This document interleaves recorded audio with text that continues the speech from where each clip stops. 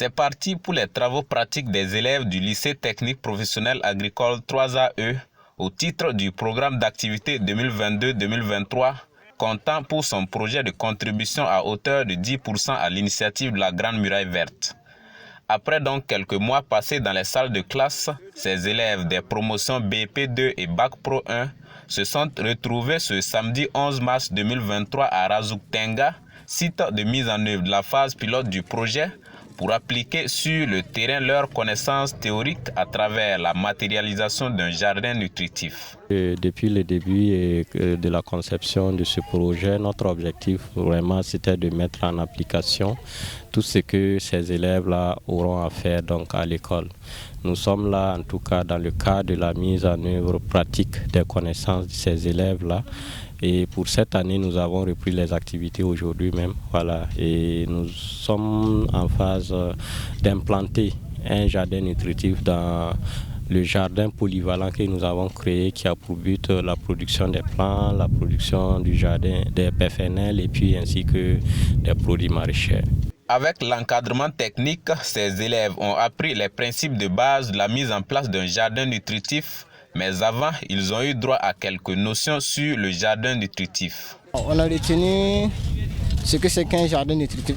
C'est un jardin dans lequel on fait la production des plantules et des plants et des produits forestiers non liés destinés à la consommation dans les familles. C'est un jardin dans lequel on peut recueillir des feuilles pour la nutrition de la famille. Et c'est généralement les produits non liés qu'on met en place. Au-delà de ces notions, ces élèves ont été outillés sur les critères à respecter pour réaliser un bon jardin nutritif. D'abord, il doit avoir un site sur lequel le jardin serait implanté.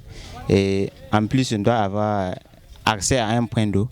Et les matériels comme le grillage et les râteaux et consorts pour la mise en place du jardin. Pour implanter d'abord un jardin nutritif, il faut avoir d'abord le site, c'est-à-dire dans lequel on doit produire. Il faut avoir de l'eau à proximité, c'est-à-dire à côté. Il y a le matériel aussi.